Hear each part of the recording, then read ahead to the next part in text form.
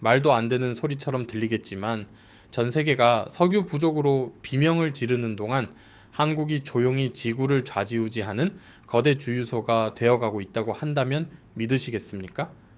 이는 과장이 아니라 2026년 4월 현재 실제로 벌어지고 있는 충격적인 현실입니다. 세계는 팬데믹 이후 역사상 최악의 에너지 악몽을 겪고 있습니다.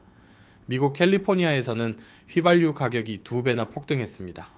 가스의 전력 생산의 90%를 의존하는 이탈리아는 대규모 정전 위기에 처해 있으며 베트남이나 인도네시아 같은 주변 개발도상국 국민들은 기름 몇 리터를 넣기 위해 수백 미터씩 줄을 서야만 합니다. 심지어 인도에서는 식당의 10%가 영구 폐업했고 나머지는 가스가 없어 장작으로 요리를 하던 구석기 시대로 돌아갔습니다. 전 세계가 돈이 있어도 안정을 살 수 없는 상황에 빠진 것입니다. 유럽이 40%부터 50%까지의 에너지 비용 상승에 직면한 반면 한국의 휘발유 가격은 이전 대비 약 8% 정도 소폭 상승하는 데 그쳤습니다. 왜 이런 비상식적인 차이가 발생하는 걸까요? 그 답은 우리가 이토록 강력하게 느껴본 적 없는 한국의 외교적, 경제적 위상에 있습니다. 호르무즈 해협이 봉쇄된 가운데 GCC 걸프 협력 회의, 중동 국가들은 세상을 뒤흔들 결정을 내렸습니다. 바로 한국을 제일 순위 우선 파트너로 만장일치 선정한 것입니다. 그 결과는 어떨까요? 무려 2억 7,300만 배럴에 달하는 막대한 양의 원유가 연말까지 한국으로 직송되기로 약속되었습니다. 이는 우리나라 전체가 아무런 걱정 없이 100일 동안 연속 가동될 수 있는 양입니다. 정부의 전략 비축유까지 합치면 우리는 무려 6개월이나 버틸 수 있는 강철 에너지 방패를 보유하게 된 셈입니다. 이권과 권력만을 쫓는 까다로운 중동의 거물들이 왜 자발적으로 한국에게 이런 절대적인 우선권을 부여했을까요? 단지 우리가 천궁이나 천마 같은 무기를 수출했기 때문일까요? 아니면 울산과 여수의 정유 공장 깊숙한 곳에 전 세계가 갈망하는 또 다른 비밀 병기가 숨겨져 있는 것일까요? 비밀은 한국이 세계적으로 독점하고 있는 기술력에 있습니다. 기름 한 방울 나지 않는 나라를 강대국들의 에너지 운명을 쥐락펴락하는 주역으로 탈바꿈시킨 기술이죠. 그 해답을 지금 바로 제2부 핵심 정보, 전략적 악수와 GCC의 선택에서 풀어보겠습니다. 2026년 4월 전 세계가 숨을 죽이고 중동의 정세를 지켜보는 가운데 한국의 고위급 사절단은 4개 주요 산유국을 도는 팔 일간의 순방을 조용히 마쳤습니다. 그들이 들고 돌아온 결과물은 단순한 외교적 수사가 아닌 전 세계를 경악하게 만든 황금 약속이었습니다. 많은 이들이 사우디아라비아나 UAE와 관계가 좋아서 단순히 도와주는 것이라고 오해하곤 합니다. 하지만 진실은 그보다 훨씬 거대합니다. 지구의 에너지 혈맥을 쥐고 있는 GCC 걸프 협력 회의는 한국을 최우선 협력 파트너로 확정한다는 절대적인 합의에 도달했습니다. 위기 상황에서 동아시아의 한 국가가 서구 강대국들보다 높은 우선순위를 차지한 것은 역사상 처음 있는 일입니다. 서울 주재 GCC 대사들은 한국은 안정적 공급 보장에 있어 제일 순위 국가라고 거듭 확인했습니다. 2026년 4월 중순에 발표된 공식 수치에 따르면 한국은 올해 말까지 2억 7,300만 배럴의 원유를 확보하는 데 성공했습니다. 이해를 돕자면 이 양은 어떤 비상조치 없이도 대한민국 전체 경제가 100일 이상 정상 가동될 수 있는 규모입니다. 여기서 끝이 아닙니다.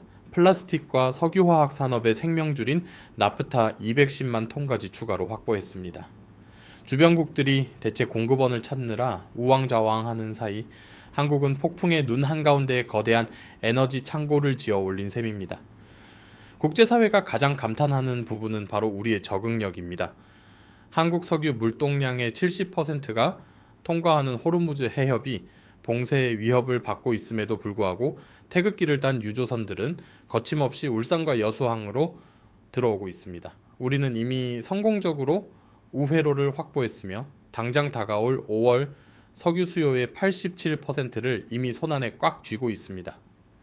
잠시 멈춰서 생각해 봅시다. 세계 최고의 부호 국가들이 모인 중동이 왜 이토록 한국의 비위를 맞추는 걸까요? 단순히 우리가 무기를 팔지 않을까봐 두려워서일까요? 아니면 다른 나라들은 차마 인정하고 싶지 않은 뼈아픈 진실이 있는 걸까요? 바로 한국이 없다면 그들의 수십억 달러어치 원유는 그저 가치 없는 검은 물통에 불과하다는 사실 말입니다. 그 해답은 한국이 전 세계를 지배하고 있는 초격차 정제 능력, 슈퍼 리파이닝 파워에 있습니다. 지금부터 우리가 보유한 이 강력한 무기에 대해 파헤쳐 보겠습니다. 전 세계가 경탄하는 역설이 하나 있습니다.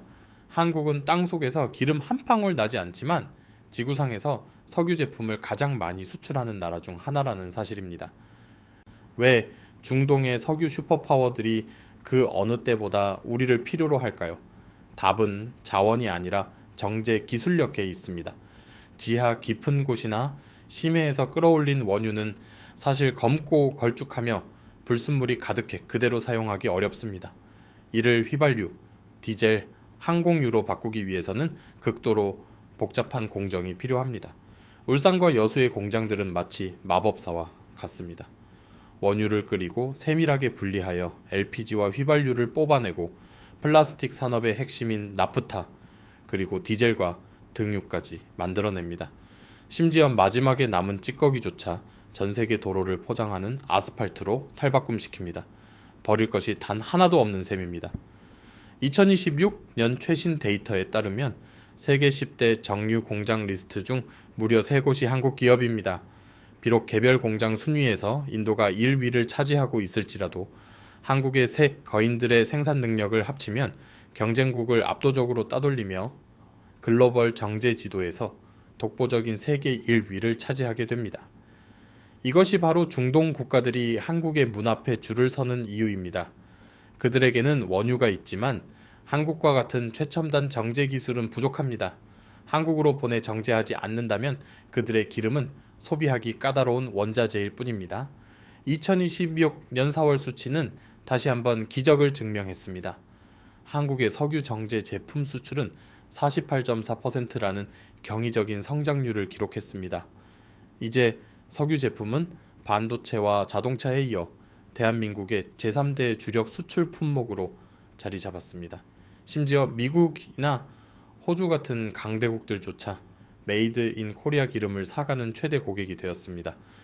우리는 검은 원유를 수입해 그 안에 담긴 지식과 기술 그리고 번영의 가치를 다시 수출하고 있습니다. 지구상에서 가장 정교한 정유 기술이라는 두 뇌를 소유한 덕분에 한국은 에너지 종속국에서 벗어나 게임 체인저로 거듭났습니다. 전 세계적인 인플레이션의 폭풍 속에서도 중동이 한국을 최우선으로 선택한 이유가 바로 이것입니다. 그들은 알고 있습니다. 한국이 정제한 석유가 없는 세상은 멈춰버릴 수밖에 없다는 사실을 말입니다. 호르무즈 해협이 굳게 봉쇄된 2026년 4월, 세계는 한국이 어떻게 무너질지 숨을 죽이며 지켜보았습니다. 하지만 결과는 정반대였습니다. 서울은 전례 없는 포위망 돌파 작전을 개시했습니다. 정부는 전략 비축유 2천만 배럴을 교환 방식으로 즉각 방출하여 국내 정유 공장에 혈액을 공급하기로 결정했습니다. 이는 중동의 어떠한 변동성에도 불구하고 적어도 6월 말까지는 안정적인 공급을 유지할 수 있게 한 과감한 신의 한 수였습니다. 다른 나라들이 공급처를 찾지 못해 우왕좌왕할 때 한국은 이미 대체 운송 경로 설정을 마쳤습니다. 우리는 더 이상 중동이라는 한 바구니에 모든 달걀을 담지 않습니다. 현재 미국, 브라질, 카자흐스탄에서 온 원유가 남해항으로 끊임없이 들어오고 있습니다. 특히 산업통상자원부는 다가오는 5월 한 달 동안에만 7,400만 배럴의 원유를 확보했다고 확인했습니다.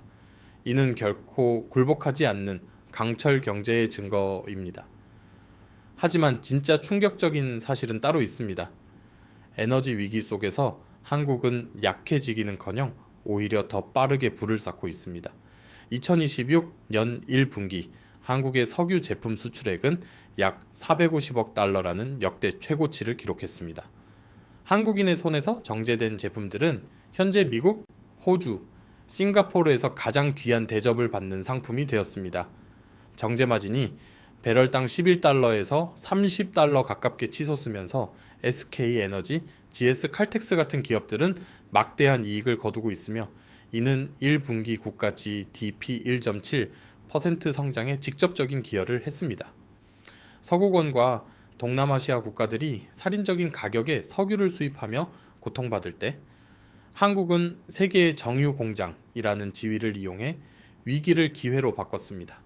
심지어 미국은 글로벌 시장 안정을 위해 한국이 저렴한 원유를 유연하게 수입할 수 있도록 제재 조치를 완화하기까지 했습니다. 이제 국제 에너지 회의에서 한국의 목소리는 그 어느 때보다 막강한 무게감을 갖게 되었습니다. 2026년 4월은 우리 민족의 저력을 보여준 역사적인 순간으로 기록될 것입니다. 자원이 없다고요? 상관없습니다. 우리에게는 지혜와 철저한 대비가 있기 때문입니다.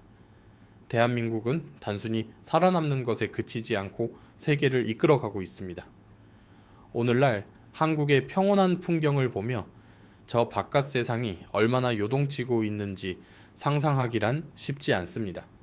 방산, 반도체, K컬처, 그리고 이제는 에너지까지.